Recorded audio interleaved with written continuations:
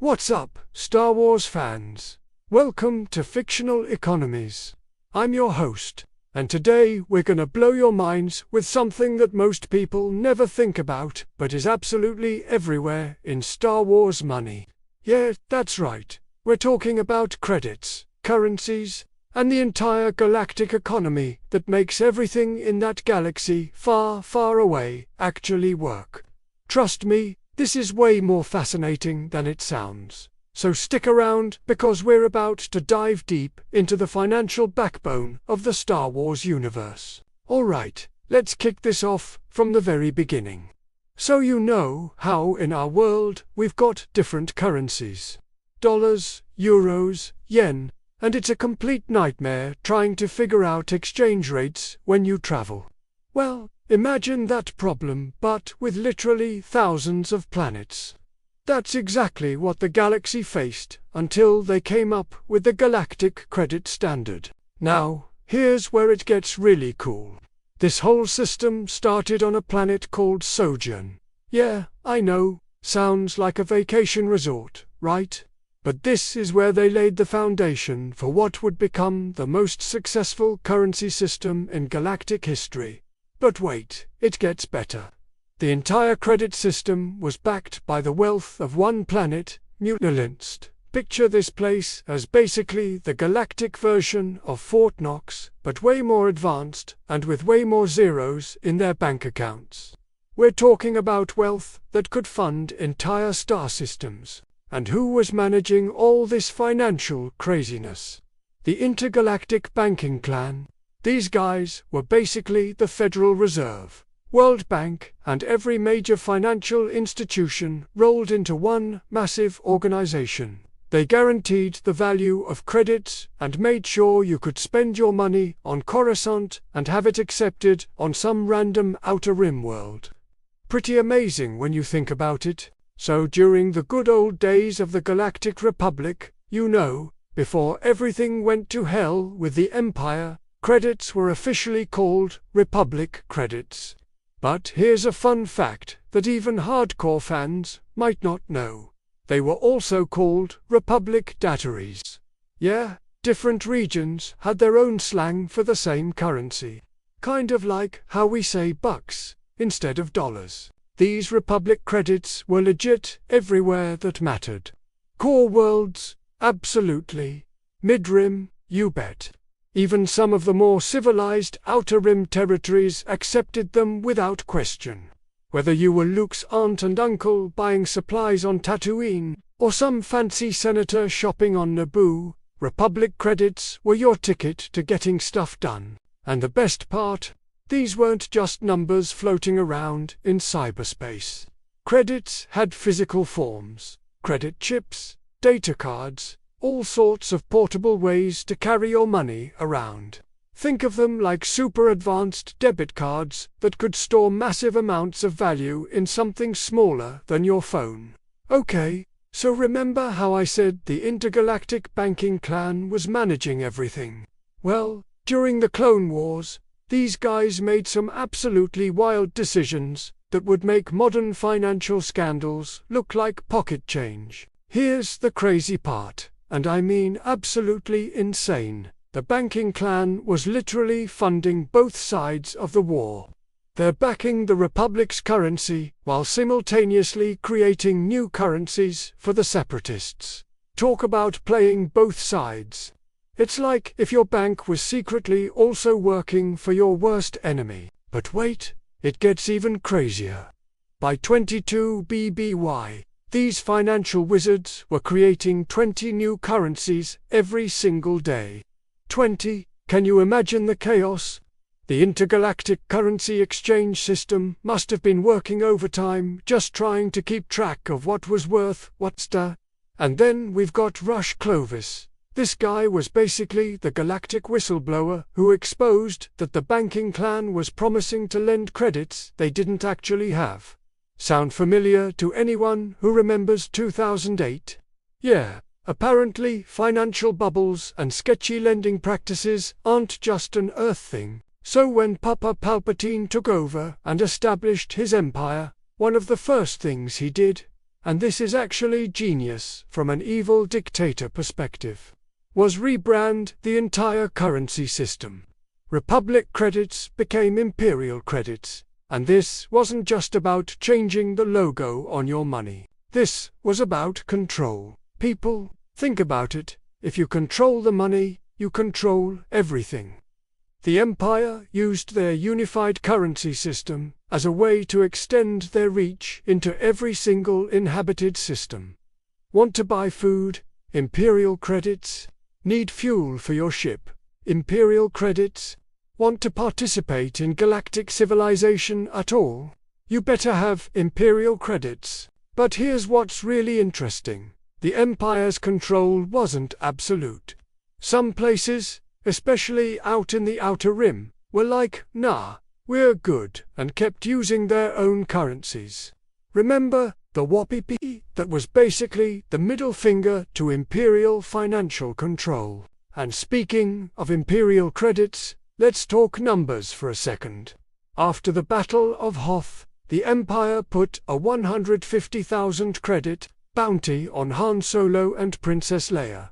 That's like putting a multi-million-dollar bounty on someone today. Shows you just how valuable Imperial credits were and how seriously the Empire took their enemies. Now, not everyone in the galaxy was cool with using the standard currency system.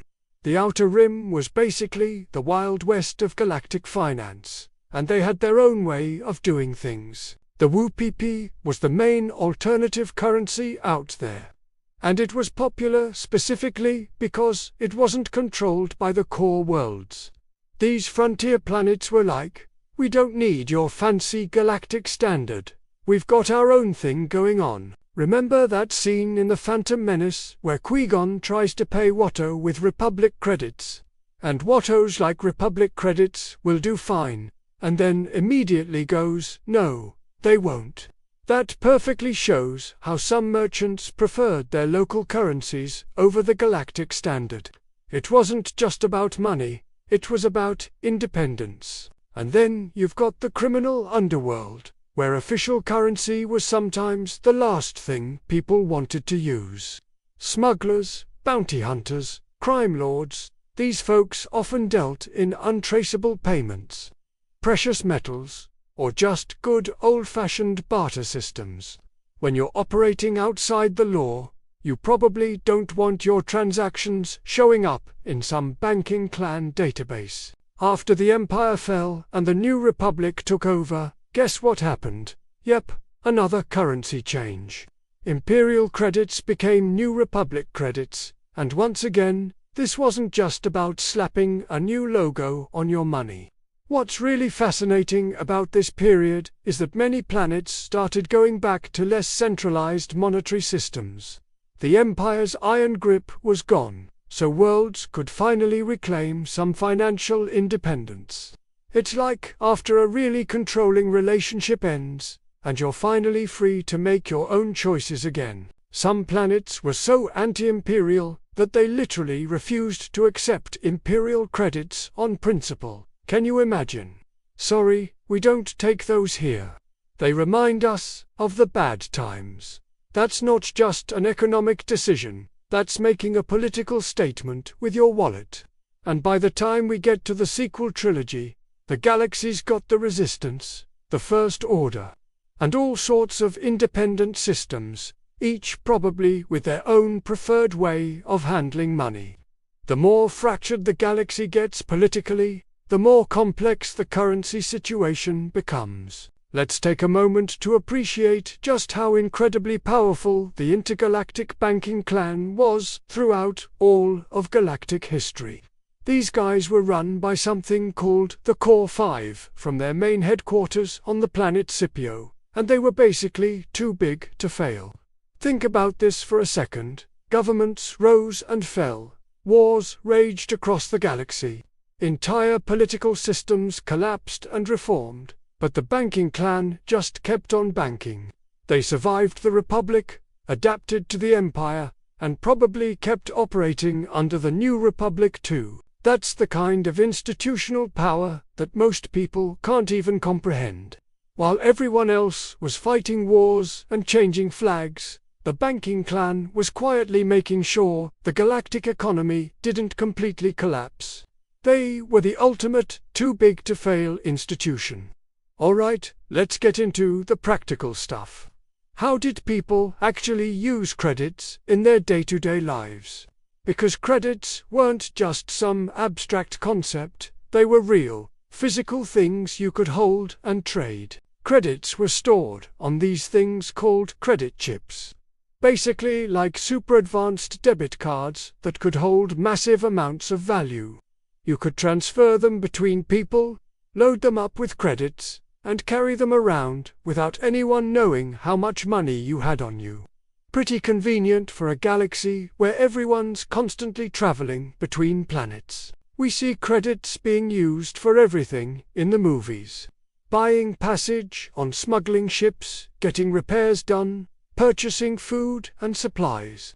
The system was so universal that a Wookiee, a human, a Twi'lek, and a droid could all understand exactly what was being discussed when someone mentioned a credit amount. And here's a cool detail. People often shortened credits to just creds in casual conversation. When Han Solo demanded his payment, he wasn't being formal about it. This was everyday slang that showed how deeply integrated credits were into galactic culture. One of the most mind-blowing things about the credit system is how it made interstellar trade possible. Think about the logistics for a second. You've got thousands of inhabited worlds, millions of different species, countless cultures and governments, and somehow they all agreed on one currency system. This meant a moisture farmer on Tatooine could buy high-tech equipment manufactured on Kuat, or a Corellian merchant could sell goods in the Outer Rim, without having to worry about exchange rates or whether their money would be accepted.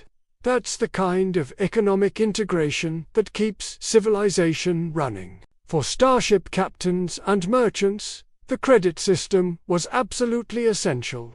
When Obi-Wan offered Han Solo 2,000 credits up front, plus 15,000 when they reached Alderaan, he was speaking a language that any spacer would immediately understand. No need for explanations or currency conversion. Credits were credits. Every spaceport in the galaxy became these amazing economic hubs, where credits were constantly changing hands. Cantinas, repair shops, fuel stations, cargo exchanges, all of it running on the same currency system. That's what made places like Mos Eisley or Cloud City work as commercial centers. Here's something that most people don't think about.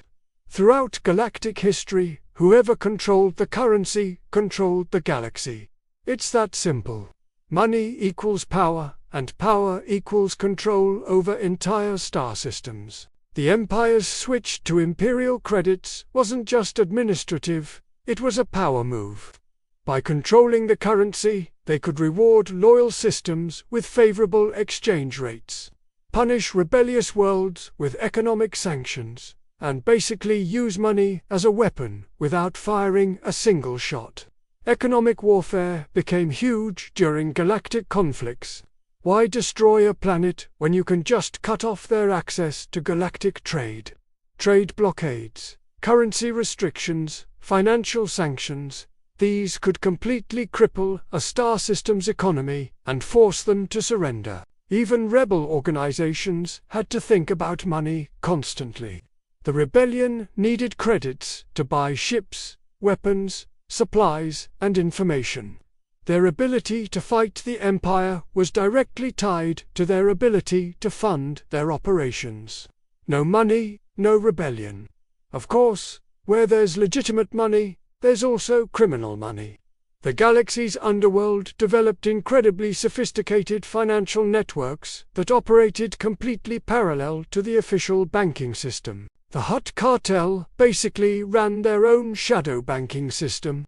They had their own currencies, their own exchange rates, and their own rules.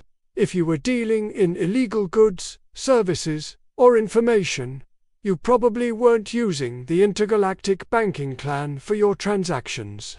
Crime syndicates had money laundering operations that would make real-world criminals jealous. Shell corporations, offshore accounts on remote worlds, untraceable currency transfers, the whole 9 yards. They had to stay ahead of both Imperial and New Republic financial investigators. Bounty hunters like Boba Fett operated in this grey area between legal and illegal finance. Their payments often came through untraceable channels, and they probably had accounts on multiple worlds under different identities. When you're hunting people for money, you can't exactly use mainstream banking. The galaxy wasn't economically uniform at all. Different regions had completely different relationships with money that reflected their cultures, politics, and level of development. The core worlds were obviously the heartland of the standard credit system. These were the most advanced, most connected worlds in the galaxy. Here you had sophisticated banking, electronic transfers, complex financial instruments, basically everything you'd expect from the Galactic Financial Center. The Mid-Rim was this fascinating middle ground, advanced enough to fully participate in the galactic economy, but independent enough to maintain some of their own financial traditions. Many Mid-Rim worlds used credits for major transactions, but still had local customs for smaller trades. And then you had the Outer Rim, the wild frontier of galactic finance. These worlds were often more comfortable with barter systems, alternative currencies, and informal banking arrangements. The wupiupi was popular out here precisely because it represented independence from core world financial control. Let's talk about the absolutely incredible technology that made galactic currency possible. Managing money across thousands of worlds required technological solutions that are honestly mind-boggling when you think about it. The HoloNet was crucial for everything financial. Real-time currency exchanges, instant banking communications, fraud prevention. Without faster-than-light communication, the whole system would have been impossible. Imagine trying to verify a transaction between Coruscant and Tatooine if your messages took years to arrive. The banking clan had these massive data centers that were constantly tracking currency flows, managing accounts, and processing transactions across the entire galaxy. These facilities were among the most secure locations in known space. They had to be, considering the amount of wealth they were protecting. Credit storage technology kept evolving too. From simple data chips to quantum-encrypted devices that could store billions of credits securely. Some wealthy individuals probably kept their money in multiple formats, just in case one system got compromised. Wars have always messed with currency systems, and galactic wars were no exception. Let's talk about how major conflicts completely disrupted the galactic economy. During the Clone Wars, currency literally became a weapon of war. Both sides were trying to destabilize each other's economies through targeted attacks on financial infrastructure, currency manipulation, and economic blockades. It wasn't just about winning battles. It was about destroying the enemy's ability to fund their war effort. Both the Republic and the Separatists issued war bonds, implemented currency controls, and rationed access to credits for civilian populations. These weren't just military conflicts, they were economic wars that affected every single person in the galaxy. The Galactic Civil War saw the same thing happen. Rebel cells often had to rely on captured Imperial credits or find alternative funding sources. Some systems that supported the rebellion faced severe economic sanctions from the Empire, basically being cut off from the galactic economy as punishment. After each major war, the entire galactic currency system had to be rebuilt and stabilized. This process took years and required massive coordination between financial institutions and whatever new government was in charge. It's amazing the galaxy's economy survived at all. So what does the future hold for galactic currency? Based on the patterns we've seen throughout Star Wars history, we can probably expect continued evolution and adaptation, with the galaxy splitting into the New Republic, the First Order, independent systems, and various criminal organizations. We're probably looking at even more currency diversity in the future. More factions means more currencies, and more currencies means more complexity. Technology will probably enable new forms of currency that we can barely imagine. Quantum encrypted credits, bio-authenticated transactions, maybe even Force-sensitive financial instruments for all we know. The possibilities are endless when you've got technology that advanced, but if there's one lesson from galactic currency history, it's that economic cooperation usually leads to political stability. Maybe someday the galaxy will unite around a single currency system again, bringing peace and prosperity to everyone. Alright everybody, there you have it. The complete, comprehensive deep dive into galactic currency and credits. From Republic dataries, to Imperial credits, to the chaotic financial landscape that followed, we've covered it all. What I hope you've realized is that currency systems aren't just about money. They're about power, control, independence, and the very foundation that makes galactic civilization possible. Every time someone used credits in the movies, there was this entire complex system backing up that simple transaction. Whether it's Han Solo negotiating his smuggling fees, the banking clan playing both sides during the Clone Wars, or frontier worlds maintaining their financial independence with alternative currencies, money has been at the heart of so many Star Wars stories. From Qui-Gon's problems with Republic credits on Tatooine, to those massive bounties on our favorite characters. These monetary moments help make the galaxy feel real and lived in. It's not just about space battles and lightsaber duels. It's about how an entire civilization actually functions. So, what do you think? Did any of this surprise you? I want to know, what's your favorite money-related moment from Star Wars? Are you Team Republic credits or Team Imperial credits? And how much do you think those 10,000 credits Han Solo wanted were really worth in today's money? Drop your thoughts in the comments below. And if you enjoyed this deep dive into the financial side of Star Wars, smash that like button and subscribe for more content like this. We've got tons more deep dives planned, covering everything from technology to politics to the social structures of that galaxy far, far away. Hit that notification bell so you never miss when we drop new videos.